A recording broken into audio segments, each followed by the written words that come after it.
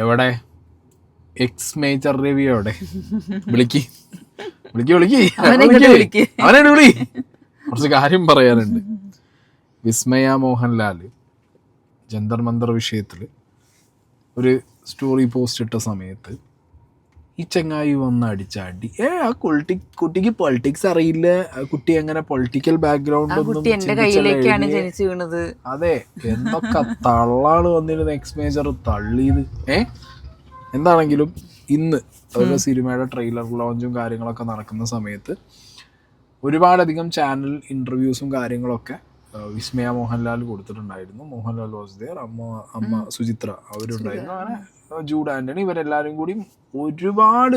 ഇപ്പോൾ ഇന്ന് നിങ്ങൾക്ക് സോഷ്യൽ മീഡിയ തുറന്നു കഴിഞ്ഞാൽ ഏറ്റവും കൂടുതൽ കാണാൻ പറ്റുന്നത് ഈ ഒരു അൽഗോറിതം ആയിരിക്കും.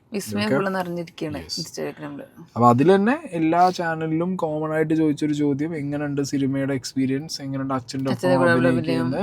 അതിലുപരി എല്ലാവർക്കും അറിയാനുള്ള ഒരു ക്യൂരിയോസിറ്റി ആ പോസ്റ്റ് ജന്തർ മന്ദർ വിഷയത്തിൽ still you stand there or not, അതാണ് സംഗതി. ബിക്കോസ് മോഹൻലാൽ എന്ന് പറയുമ്പോഴത്തേക്ക് എപ്പോഴും എല്ലാവരും പ്രോസംഗി ഫേസിലിരിക്കുന്ന ഒരാൾ എന്നുള്ളതാണ്. ഓക്കെ, പല വിഷയങ്ങളിലും അയാളുടെ സംസാരവും അല്ലെങ്കിൽ അയാൾ പറയുന്ന കാര്യങ്ങളും അയാൾ ചെയ്യുന്നതൊക്കെ കാണുമ്പോൾ അങ്ങനെ തോന്നിയിട്ടുണ്ട് കേട്ടോ, അതില്ലാന്നും പറയരുത്. പക്ഷേ എനിക്ക് റീസെൻറ്റ് ടൈംസിൽ തോന്നി എന്താ അറിയോ, ചെങ്ങായി എല്ലാ തോണിയിലും കാലിടുന്ന ഒരാളാണ്. മുഖ്യമന്ത്രി പിണറായി വിജയന്റെ ഒപ്പം പോയിരിക്കും, നാളെ നരേന്ദ്രമോദി പോയി അവിടെയും കെട്ടിപ്പിടിക്കും. അയാൾക്ക് ജീവിച്ചാൽ മതി. അത് അങ്ങനെയല്ലേ, അത് മോഹൻലാൽ മാത്രമല്ല, മോഹൻലാലിന് കുറച്ച് കൂടുതലാണ് പരിപാടി. മോഹൻലാലിന് ജീവിച്ചാൽ മതി. അപ്പൊ പിന്നെ മൂപ്പർക്ക് ഇനിയിപ്പോ എന്ത് പറയണ ഏത് പരിപാടിക്കും മൂപ്പര് ഓണാണ്, മൂപ്പർക്ക് കാശുണ്ടാക്കുന്ന. അതല്ലേ ഞാൻ പറഞ്ഞ മറ്റേ വിസ്മയ അന്ന് ഒരു ഇന്റർവ്യൂല് പറഞ്ഞത്, ഞാൻ എന്റെ അച്ഛൻ ഒരാളും കുറ്റം പറഞ്ഞ് ഞാൻ കണ്ടിട്ടില്ല കേട്ടിട്ടില്ല എന്ന് പറഞ്ഞത്. അപ്പോ വിസ്മയ ഇന്ന് ആ വിഷയത്തിൽ പ്രതികരിച്ചതിന്റെ ഒരു പോർഷൻ ഞാൻ അവിടെ വെക്കാം. എനിക്കറിയാം ഞാൻ എന്താ ഉദ്ദേശിച്ചത്, whatever, but and I know for myself, so if someone else misunderstands what I'm saying, that's their misunderstanding. I don't have to prove what I'm thinking or what I'm feeling, or I don't have to say no, it's like this, it's like that. I don't have to explain myself. If someone has a problem, they have a problem, and I can't do anything to fix that problem, and I don't have to. It's not on me to fix their problem. എന്നെക്കുറിച്ച് മാത്രമാണ് ഇപ്പോൾ ആര് പറയുന്നത്, X major uncle പറയുന്നത്. അതെ, വല്ല കാര്യം ഉണ്ടായിരുന്നോ? ചെറിയ വട കൊടുത്ത് വലിയ വട. ഇതെന്താ പറയുക, ഇത് എക്സ് മേജറിനെ പറയാൻ പറ്റില്ല എന്നുള്ളത് കൊണ്ടാണ് ആ കുട്ടി എന്ത് പറഞ്ഞിട്ട് പോയത്. എൻ്റെ താല്പര്യമാണ്, എനിക്ക് എന്നെ വേറെ ആരെങ്കിലും മിസ്അണ്ടർസ്റ്റാൻഡ് ചെയ്യുന്നുണ്ടെങ്കിൽ അത് ആ മിസ്അണ്ടർസ്റ്റാൻഡ് ചെയ്ത ആളുടെ വിഷയം. ഓക്കെ, ഇതില് ഇപ്പോ വേറെ കാര്യം പറയാം, എക്സ്പ്ലനേഷൻ ഉപരി ഇവരുടെ സ്റ്റാൻഡ് എടുത്തു. ഈ സ്റ്റാൻഡ് എടുക്കുമ്പോൾ ഈ പറഞ്ഞ മോഹൻലാലിനെ ഒരു പക്ഷേ മേജർ രവി ഒരു പക്ക BJP സംഘി എന്നുള്ളൊരു ബെൽറ്റിലേക്ക് അവൻ കൂട്ടിയിട്ടുണ്ടാവും. അപ്പം ഇത് മറ്റതാണ്, ഏതറിയോ, ക്ലെയിം ചെയ്യാന്ന് പറയില്ലേ, അവരുടെ അതോറിറ്റി, ആ കുട്ടിയുടെ അല്ലെങ്കിൽ ആ ഫാമിലിയുടെ മൗത്ത് പീസ് ഞാനാണ്. അത് പലപ്പോഴായിട്ട് മേജർ രവി ചെയ്ത് ഞാൻ കണ്ടിട്ടുണ്ട്. ഇതിനു മുന്നേ ഒരു 2 പട്ടാളപ്പടം മോഹൻലാലിനെ വെച്ചെടുത്തു, അതുകൊണ്ട് മോഹൻലാലിന് ഒരു കേണൽ പദവി കിട്ടി എന്നുള്ളത് കൊണ്ട് മേജർ രവി ആ വീട്ടിലത്തെ കാര്യസ്ഥനേക്കാൾ കൂടുതൽ ആ വീട്ടിലെ മുത്തശ്ശനായി മാറുകയാണ്. കാര്യസ്ഥനല്ല, കാര്യസ്ഥന് വിട്ട് മുത്തശ്ശനായി മാറുകയാണ്. അങ്ങനെയൊക്കെ ആയി മാറിക്കഴിഞ്ഞാൽ കാര്യങ്ങൾ നടക്കില്ലല്ലോ. ഇത് വളരെ ക്ലിയർ കട്ടായിട്ട് അവർ വളരെ വ്യക്തവും ശക്തവുമായിട്ട് പറയുന്നുണ്ട്. എന്തായാലും ഇപ്പൊ ഇവരിത് പറഞ്ഞപ്പോ അന്നത്തെ അയാളുടെ ആ കുട്ടി അങ്ങനെയല്ല, രാഷ്ട്രീയത്തിനുപരി അത് പറഞ്ഞ മേജറങ്ങളുടെ പോസ്റ്റ് ഞാൻ ഒന്നുകൂടി പ്ലേ ചെയ്യാം. നിങ്ങളുടെ ഫ്രണ്ടിന്റെ മകളുടെ കാര്യം എന്നും പറഞ്ഞുകൊണ്ട് ഇപ്പം കുറച്ച് ആൾക്കാർ എനിക്ക് വിളിക്കുന്നുണ്ട്. ഒറ്റ വാക്ക് പറഞ്ഞു നിർത്താം. എനിക്ക് മായ എന്ന് പറഞ്ഞ പെൺകുട്ടിയെ കുട്ടിക്കാലം തൊട്ട് ജനിച്ച അന്ന് മുതലൊക്കെ ഞാൻ കാണുന്നൊരു കുട്ടിയാണ്.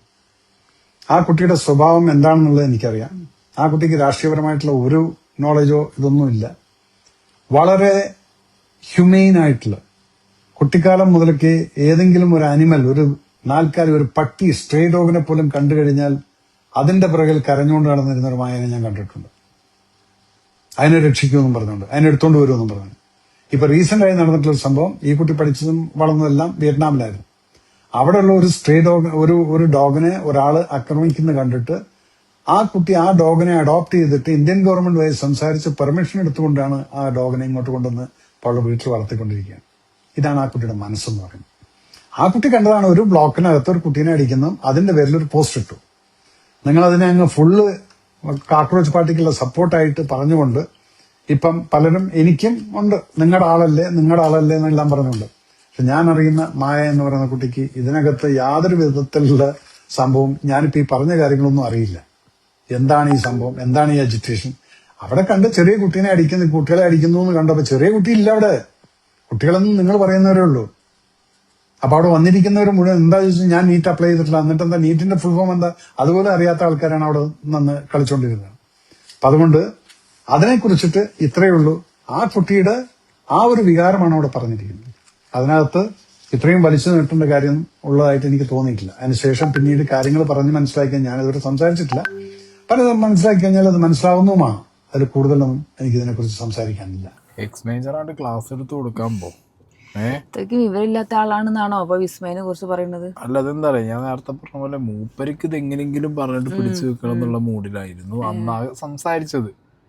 എന്താണെങ്കിലും കഴിഞ്ഞ കുറച്ച് കാലങ്ങളായിട്ട് ഇയാള് ഈ മോഹൻലാൽ ഫാമിലിയോട് പറയുന്നതും ചെയ്യുന്നതും അല്ലെങ്കിൽ അവരുടെ മൗത്ത് പീസ് ആവാൻ വേണ്ടി എടുക്കുന്ന ഒരു എഫേർട്ട് എന്തിനാന്ന് വെച്ച് കഴിഞ്ഞാൽ ചിലപ്പോൾ മോഹൻലാൽ ഒരു ഡേറ്റ് കിട്ടാനും കൂടി അടുത്തൊരു പടത്തിന് ഒരു ഡേറ്റ് കിട്ടാൻ വേണ്ടിയിട്ടുള്ള പത്രപ്പാട്ടിലായിരിക്കും ആശായി ചെയ്ത് കൂട്ടിയതൊക്കെ.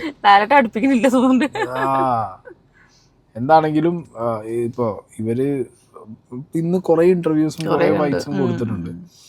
വേറൊരു ഏഷ്യാനെറ്റിന് കൊടുത്തൊരു ഇന്റർവ്യൂ ബൈറ്റിന്റെ ഒരു പോർഷൻ, ഒരു തോട്ട് പ്രോസസ് നടക്കുന്നു, ഒരു അഭിപ്രായം പറയുമ്പോഴും അഭിനയിക്കുമ്പോൾ ഇവരെന്താ മോഹൻലാലിന്റെ മകളാണ്, അങ്ങനെ ഒരു ഫീൽ എപ്പോഴെങ്കിലും വരാറുണ്ടോ? ഞാൻ എന്തെങ്കിലും പറഞ്ഞാലോ എഴുതിയാലോ ചെയ്താലോ ഒരു ആൾക്കാർ മുഴുവൻ ഒരു റഡാറിലാണെന്ന് അങ്ങനെ തോന്നാറുണ്ടോ? ഞാനൊരു ഇൻഡിവിജ്വലാ. സോ യെസ്, അച്ഛൻ എന്റെ അച്ഛനാ. You have all the freedom to talk. Addition as an individual, you have all the right to talk and express it. ഇതെങ്ങനെയാണ് വരുന്നത്? നമുക്ക് ഒരു കാര്യം എന്ത് പറഞ്ഞാലും കുഴപ്പമായിട്ട് വരുന്ന ഒരു സമയമുണ്ട്. ഇപ്പൊ ഞാനൊക്കെ അതിൽ കൂടെയാണ് പോകുന്നത്, അറിയാം. അതൊക്കെ ആ ഒരു സമയമാണ്. അതൊരു നിങ്ങളുടെ പോപ്പുലാരിറ്റി കൂടി കാര്യങ്ങളൊക്കെ ഫോക്കസിലേക്ക് മാറുമ്പോഴാണ് കുഴപ്പമുണ്ടാകുന്നത്. എല്ലാവരുടെ ഒപ്പീനിയൻ എക്സ്പ്രസ് ചെയ്യുന്ന സമയത്തും അതേപോലെ ആളുകൾ പോസിറ്റീവായിട്ട് നെഗറ്റീവായിട്ടൊക്കെ പറയും, നമ്മൾ we don't mind. No, because at the end of the day, I mean, I can't control you. I can't control them or anybody. I can only control myself and what എനിക്ക് വേറെ ഒന്നും കൺട്രോൾ ചെയ്യാൻ പറ്റില്ല. അതുകൊണ്ട് അതിന്റെ പറ്റി എന്തിനാ ഞാൻ ഇരുന്ന് അയ്യോ ആൾക്കാരെങ്ങനെ പറയുന്നുണ്ട്, അത് why would I, എനിക്ക് അങ്ങനെ emotions I don't want to waste my energy. ട്രെയിനിന്റെ ഇടയിൽ കൂടി നൈസായിട്ട് കേട്ടോ, ഞാൻ എയർ പോകുന്നത് കണ്ടില്ലേ? ഞാനിപ്പോ പലതും പറഞ്ഞു കഴിഞ്ഞാൽ പോണെന്നുള്ളത് മൂപ്പരതിനിടയിൽ കൂടി മൂപ്പര കാര്യം നല്ല നൈസായിട്ട് എടുത്തിട്ടിരിക്കുകയാണ്. എയർപോർട്ടിന്റെ കാര്യങ്ങളാണെങ്കിൽ ഇനിയിപ്പോ ആര് പറഞ്ഞാലും എയർ പോരും, മനസ്സിലായി? അത് ഇപ്പോഴത്തെ ഒരു സോഷ്യൽ മീഡിയ സാധനമാണത്. ഇപ്പോ ഈ വിഷയങ്ങൾ ഇപ്പൊ ഈ കുട്ടി തന്നെ ക്ലാരിറ്റി കൊടുത്തപ്പോ വീണ്ടും സംഘി ബെൽറ്റിന് ഇളകി. അവരുടെ കമന്റ് ബോക്സ് ഞാൻ ഇവിടെ ഓരോ സൈഡിൽ ഓരോ കമന്റ് ആയിട്ട് വെക്കാം, എടുത്ത് വായിക്കുന്നുണ്ടല്ലോ.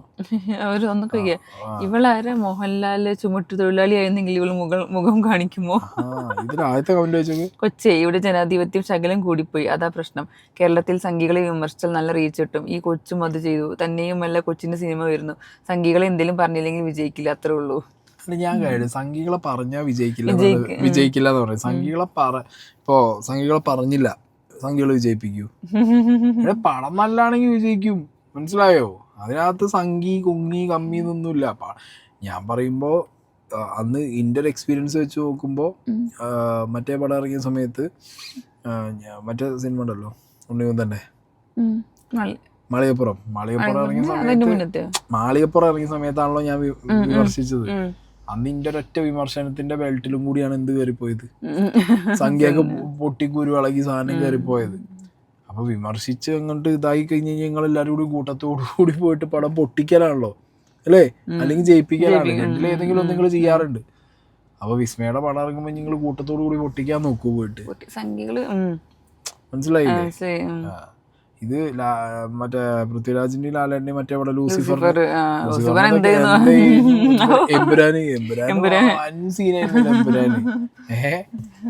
പൃഥ്വിരാജും കൂടി അന്ന് ഇന്റർവ്യൂ ഞാൻ അന്ന് അറിഞ്ഞിട്ടില്ല. ഞാൻ എന്റെ ഇഷ്ടത്തിന് സിനിമ എടുക്കാന്ന് അത്രേ ഉള്ളൂ. അതിനെ എന്താ ഈറ്റങ്ങളെ പറഞ്ഞിട്ട് നിങ്ങൾ മറ്റേ ഷെഡിന്റെ കളറൊക്കെ നടക്കുന്ന ദീപിക പതുക്കോട്ടെ ഷെഡിന്റെ കളറൊക്കെ നടക്കുന്ന ടീംസാ നിങ്ങളെ കഥ, മനസ്സിലായില്ലോ?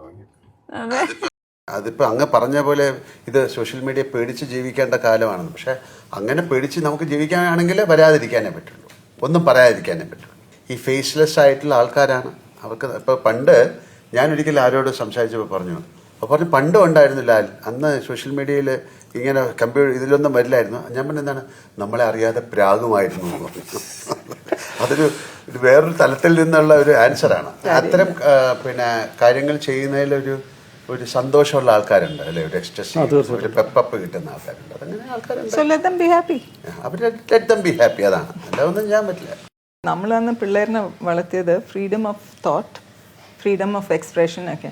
അപ്പോൾ ഈ ഫ്രീഡം ഓഫ് തോട്ട് കൊടുക്കുമ്പം നീ ആലോചിച്ചാൽ മതി, എക്സ്പ്രസ് ചെയ്യാൻ പറ്റില്ല, അങ്ങനെ പറയാൻ പറ്റില്ല. So when you give them freedom of thought, they will have freedom of expression. And once they express, it is their point of view. അത് വന്നിട്ട് ഇറ്റ് ക്യാൻ ബി ഡിഫറെൻറ്റ്, എൻ്റെ ഇതിലിരുന്ന് ഡിഫറെൻ്റ് ആയിരിക്കും, ബി ഡിഫറെൻറ്റ് ഫ്രം യോഴ്സ്. അതുപോലെ കാണുന്ന ആൾക്കാർക്കൊക്കെ വേറെ view point ആയിരിക്കും, or may be the same. ഇതും എക്സ്മേജർക്കിട്ടുള്ള അടിയാണ്. ഇങ്ങനെയാണ് ഒരു പാരന്റ് കുട്ടീനെ വളർത്തേണ്ടത്. അതായത് അവർക്ക് എക്സ്പ്രസ് ചെയ്യാനുള്ള എല്ലാ ഫ്രീഡവും കൊടുക്കുന്ന സമയത്ത് അവർ എന്ത് എക്സ്പ്രസ് ചെയ്താലും അത് ആ സെൻസിൽ എടുക്കാൻ പറ്റണം. ഇപ്പം ഇപ്പം ചില അച്ഛനമ്മമാരുണ്ട്, ഞാൻ എല്ലാ ഫ്രീഡം എൻ്റെ മക്കൾക്ക് കൊടുത്തു, പക്ഷെ ഞാൻ പറഞ്ഞ പോലെ അവർ ചെയ്യും. ഫ്രീഡം ഉണ്ട്. ഇപ്പൊ ക്രിക്കറ്റ് ഇപ്പൊ എൻ്റെ മോന് കളിക്കാനുള്ള ഫ്രീഡം ഉണ്ട് എന്ന് പറയും ചില അച്ഛന്മാര്. കളിക്കാൻ എന്താ, അച്ഛന് ഇഷ്ടപ്പെട്ട ക്രിക്കറ്റ്, മകന് ചിലപ്പോൾ ഫുട്ബോൾ ആയിരിക്കും, പക്ഷെ കളിക്കാനുള്ള ഫ്രീഡം ഉണ്ട്. ഭക്ഷണം കഴിക്കാൻ ഞാൻ ഫ്രീഡമാണ്, ഫുൾ ഫ്രീഡം കൊടുത്തിരിക്കുന്നത്, എന്ത് വേണേ കഴിക്കാം, പക്ഷെ ഓർഡർ ചെയ്യുന്നത് അച്ഛനും അമ്മയായിരിക്കും. അങ്ങനെയാവരുത്. ഇത് ഇവര് പറഞ്ഞ correct. Freedom of thought first കൊടുക്കുക, എന്നിട്ട് പിന്നെ എക്സ്പ്രഷൻ. അപ്പൊ നീ ആലോചിച്ചാൽ മതി എന്ന് പറയാൻ പറ്റില്ലല്ലോ. എക്സ്പ്രസ് ചെയ്യണ്ട ഈ സാധനം. ഇപ്പൊ എക്സ്പ്രസ് ചെയ്യുന്നത് എല്ലാം അച്ഛനും അമ്മയ്ക്കും സന്തോഷിപ്പിക്കുന്നതോ അല്ലെങ്കിൽ അവരെ തലച്ചോറ് കയറി ഇരുന്നിട്ടോ അല്ലല്ലോ ചെയ്യേണ്ടത്. അങ്ങനെ ചെയ്യാനും പറ്റില്ല. അപ്പൊ അവര് ചെയ്തു, അതിലിപ്പോ എന്താ, ഇതൊക്കെ ഇൻഡയറക്റ്റ് അടിയായിരിക്കാം. എക്സ്മേജർക്ക് ഇട്ടിട്ടാണ് ഈ അടികളെല്ലാം ഓരോന്നായി 1 by 1 ആയിട്ട് അടിച്ചുകൊണ്ടിരുന്നതും കിട്ടിക്കൊണ്ടിരുന്നതും. വിസ്മയുടെ ഒരു ഇതും കൂടി ഉണ്ട് കേട്ടോ, ഒരു ഇന്റർവ്യൂവിന്റെ പോർഷനും കൂടി ഉണ്ട്. അതിനകത്തും ഈ പറഞ്ഞ ജന്തർ മന്ദിറിന്റെ കാര്യം പറഞ്ഞതിനെ കുറിച്ച് കുറച്ചുകൂടി ക്ലാരിറ്റി പറയുന്നുണ്ട്. Yeah. Good. I want to ask a question. Recently, Maya kore oru social media backlash vannu.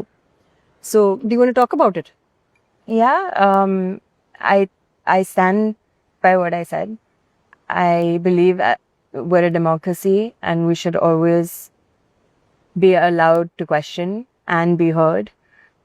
And that instead of, we should always have dialogue instead of force.